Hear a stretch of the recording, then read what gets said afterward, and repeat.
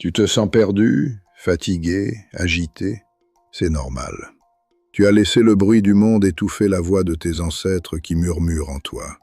Aujourd'hui, ce voyage n'est pas une simple vidéo de motivation. C'est un retour à ton essence, une initiation à la souveraineté intérieure. Reste jusqu'à la fin. Ce que tu vas découvrir peut transformer ta manière de respirer, d'aimer et d'exister. Bonjour. Ce que tu appelles stress, burn-out, anxiété ou perte de sens n'est souvent que le cri désespéré d'une âme qui suffoque sous le poids du superflu. Nos ancêtres disaient « Quand le tam-tam intérieur est cassé, même le griot le plus talentueux ne peut plus chanter juste ». Les stoïciens parlaient d'agitation de l'âme. Les deux traditions se rejoignent dans une même vérité. Nous avons troqué la voix intérieure contre le vacarme extérieur. Nous confondons agitation et vie, réaction et action, information et sagesse. Regarde honnêtement ta journée. Combien de fois ton esprit est-il colonisé par ce que les autres pensent, disent, attendent ou like? Tu cours après la validation extérieure, la réussite visible, les apparences, sans jamais t'asseoir sous ton arbre intérieur pour écouter ton propre cœur. Marc Aurèle, malgré le poids d'un empire, se retirait chaque nuit pour écrire. Va au-dedans de toi-même, c'est là que se trouve la source du bien. Nos sages africains enseignaient exactement la même chose. Le puits le plus profond, la réponse à toutes tes questions, se trouve en toi. Ce diagnostic n'est pas pour t'accabler, mais pour t'éveiller. Le premier pas vers la guérison est de reconnaître que ton esprit ne t'appartient plus. Le bruit extérieur a fabriqué un bruit intérieur permanent. Tension dans la nuque, impatience, insomnie, rumination. Tout cela est le signal clair que ton âme réclame le retour aux trois piliers sacrés, le silence, le détachement et la concentration. Aujourd'hui, nous allons répondre à cet appel ancestral avec force et détermination. Le silence, première porte de la souveraineté. Le silence, mes fidèles, n'est pas le vide. C'est une présence plus haute, plus dense, plus vivante que tous les mots du monde. Dans la tradition africaine, le vrai sage s'assoit sous l'arbre à palabres et écoute pendant de longues minutes, parfois des heures, avant d'ouvrir la bouche. Il sait que la parole est un couteau à deux tranchants. Elle peut nourrir la communauté ou la diviser. Les stoïciens distinguaient trois silences. Celui du corps, ralentir ses gestes comme le lion qui observe dans la savane. Celui de la bouche, parler moins mais parler juste. Et surtout celui de l'esprit, observer ses pensées sans les nourrir. Marc Aurèle écrivait « Parle seulement si tes paroles sont meilleures que ton silence ». Un proverbe bantou répond « Celui qui parle tout le temps n'entend jamais la sagesse des ancêtres ». Le silence purifie la perception, aiguise l'intuition, renforce la patience et crée cet espace sacré entre l'émotion et la réaction. C'est précisément là que naît la véritable liberté. Commence par une pratique simple mais puissante. Chaque matin, assis en silence pendant 5 à 10 minutes, observe simplement ton souffle et laisse les pensées passer comme des nuages dans le ciel du Sahel. Au début, l'inconfort viendra. Ton esprit s'agitera comme un enfant capricieux. Persévère. La paix finira par s'installer. Le silence n'est pas une fuite du monde. C'est une résistance noble. C'est dire au monde avec force « Tu n'auras pas mon esprit ». Quand tu commences à aimer le silence, sache que ton âme a commencé à guérir. Il devient alors ton trône intérieur, le lieu où tu règnes en souverain. Le détachement, liberté du cœur. Le détachement, mes frères et sœurs, n'est pas de la froideur ni de l'indifférence. C'est une victoire silencieuse et profonde sur tout ce qui veut te posséder et te contrôler. Épictète, qui fut esclave avant de devenir maître, nous enseigne avec force. Ce ne sont pas les choses qui troublent les hommes, mais l'opinion qu'ils en ont. Nos ancêtres africains savaient depuis toujours que tout est prêté. Les enfants, la santé, les biens, les relations. L'enfant appartient au village, dit le proverbe. Aime profondément, donne généreusement, mais sans t'accrocher comme si cela t'appartenait pour toujours. Le détachement commence par le discernement sacré. Ce qui dépend de toi, tes jugements, tes efforts, tes réactions, et ce qui n'en dépend pas. Le comportement des autres, les événements extérieurs, les résultats finaux. Pratique chaque jour la préméditation des épreuves. Imagine calmement la perte possible, la trahison, la maladie. Non pour t'angoisser, mais pour te fortifier. Ainsi, quand la tempête arrive, tu restes debout. Cela ne dépendait pas de moi. Le détachement vrai ne t'éloigne pas des autres. Il te rapproche avec plus de compassion et de liberté. Tu aimes sans peur de perdre.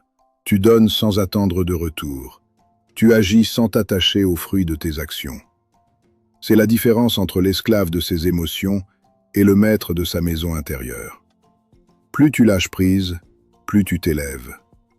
Le détachement n'enlève rien à la tendresse.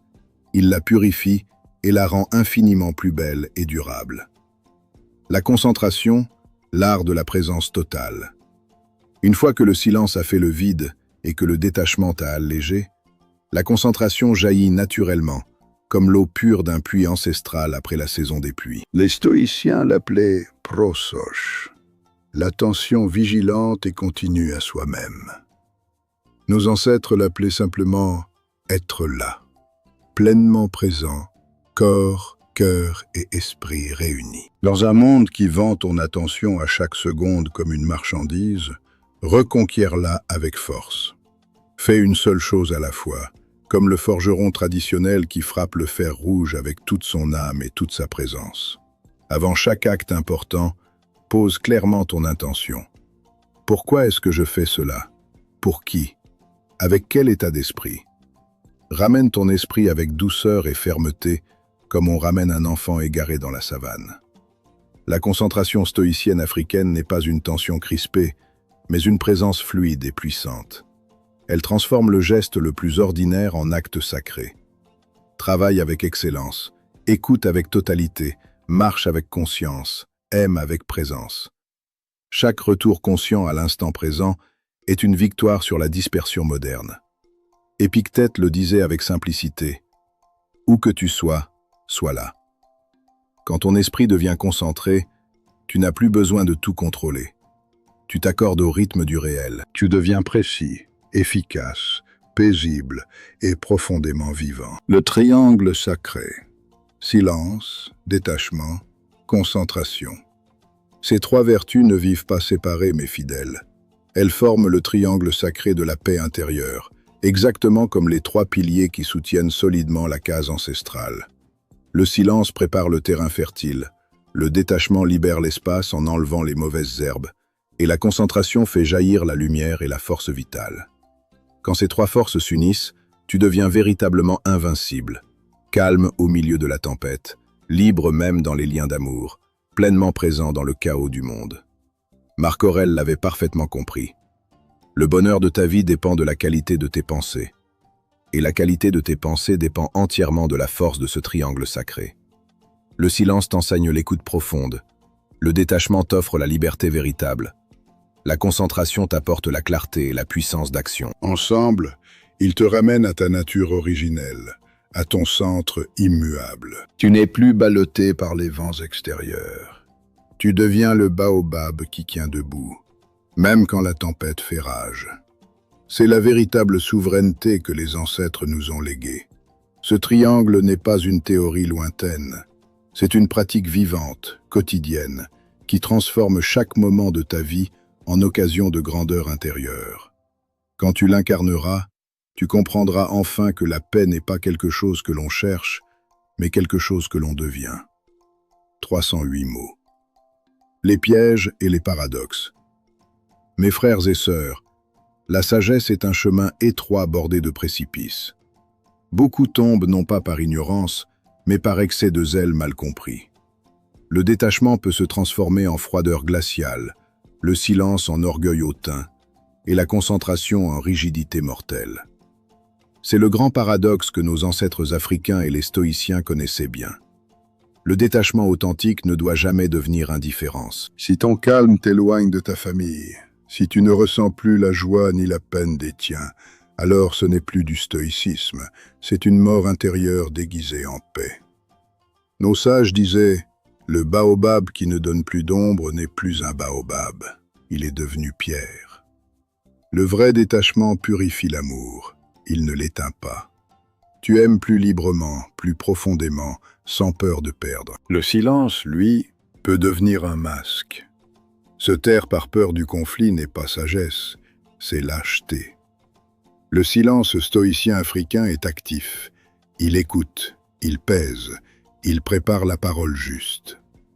Un proverbe mandingue rappelle « Le silence du lâche est vide, le silence du sage est plein de tonnerre retenu ». Quant à la concentration, elle ne doit pas devenir obsession. Si elle te rend tendu, méfiant, incapable de rire ou d'être spontané, tu as quitté le chemin. La véritable prosoche est fluide comme l'eau du fleuve qui contourne le rocher sans jamais perdre sa direction. Le remède à tous ces pièges? L'humilité ancestrale. Reste un éternel apprenti. Regarde les autres avec compassion, pas avec supériorité.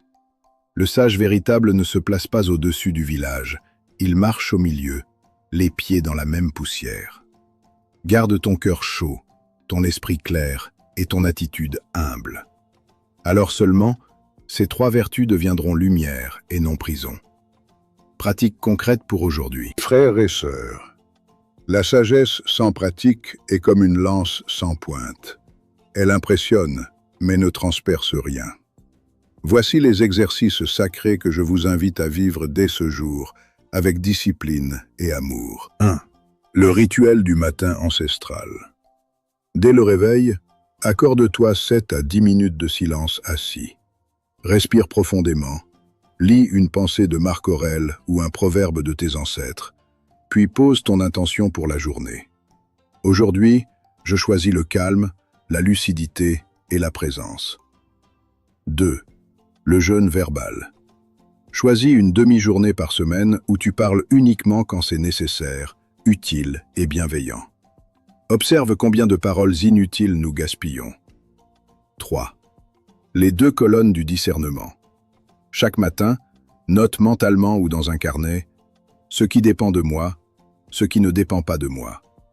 Reviens-y dès que l'agitation monte. 4. La préméditation des épreuves. Visualise calmement une perte possible. Dis-toi, si cela arrive, je resterai debout. Cela forge ton âme comme le forgeron forge le fer. 5. L'unité d'action. Fais une seule chose à la fois avec toute ta présence. Marche en marchant, écoute en écoutant, travaille en travaillant. 6. L'examen du soir. Avant de dormir, repasse ta journée avec bienveillance. Qu'ai-je bien fait? Où ai-je perdu mon calme? Qu'ai-je appris? Termine toujours par la gratitude. Pratique ces exercices non comme une contrainte, mais comme un acte d'amour envers toi-même et tes ancêtres. La constance vaut 1000 fois la perfection. En 21 jours, tu sentiras déjà un changement profond. La transformation n'est pas spectaculaire, elle est silencieuse, solide et définitive. Application dans la vie réelle. Maintenant, mes fidèles, passons de la théorie à la forge de la vie quotidienne. C'est dans le feu des relations, du travail et des épreuves que ces vertus prennent tout leur sens. Au travail.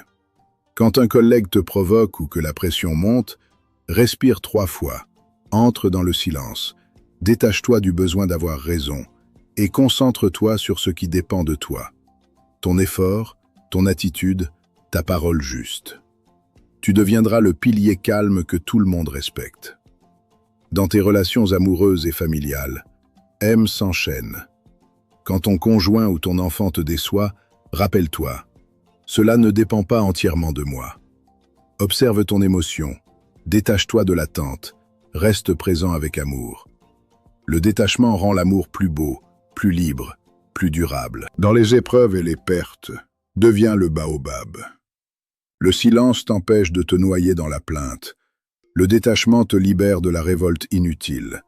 La concentration te ramène au prochain pas. Chaque difficulté devient un maître qui t'élève.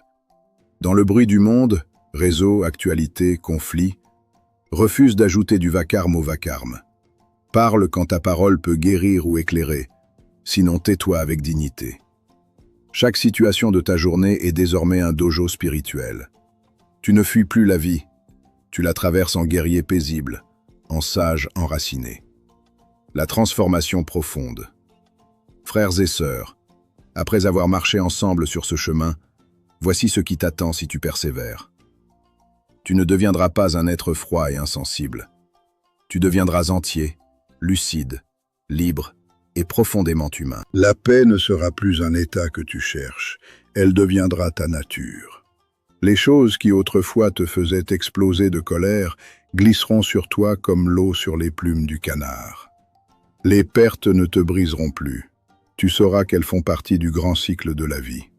Les compliments et les critiques perdront leur emprise sur ton âme. Tu aimeras plus fort parce que tu n'auras plus peur de perdre.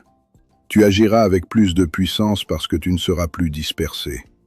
Tu parleras avec un poids que les autres ressentiront, car tes mots naîtront du silence. Tes ancêtres te regarderont avec fierté. Tes enfants apprendront par ton exemple ce que signifie être un homme ou une femme debout. Ta communauté sentira ta présence comme une source fraîche en plein harmattan. Cette transformation n'est pas magique. Elle est le fruit de petits choix quotidiens. Les rechutes viendront, et c'est normal. Relève-toi sans te juger. Chaque retour est une victoire plus grande. Tu découvriras finalement que la vie n'était pas contre toi. Elle t'enseignait simplement à te connaître, à te maîtriser, à devenir le temple vivant que tu étais destiné à être. Mes frères et sœurs bien-aimés, vous tenez désormais entre vos mains les clés du royaume intérieur que les ancêtres et les stoïciens nous ont léguées. Le silence, le détachement et la concentration ne sont plus des concepts lointains. Ce sont des pratiques vivantes, puissantes et accessibles dès aujourd'hui. Le monde continuera à s'agiter. Les tempêtes viendront. Mais toi, tu resteras debout, calme comme le baobab, libre comme l'aigle, présent comme le griot qui sait quand parler et quand se taire. Si ce voyage a touché ton âme, fais-le savoir. Like cette vidéo. Écris en commentaire « Je choisis le silence, la force et la paix ancestrale » et partage-la à au moins une personne qui en a besoin. Abonnez-vous à la chaîne, activez la cloche de notification. Nous continuons ensemble ce pèlerinage vers la maîtrise de soi, la sagesse ancestrale et la paix véritable. Que les ancêtres t'accompagnent à chaque pas. Que ton esprit reste clair, que ton cœur reste chaud, que ta force reste tranquille. Paix sur toi, mes frères et sœurs. À très bientôt pour la suite de ce grand voyage.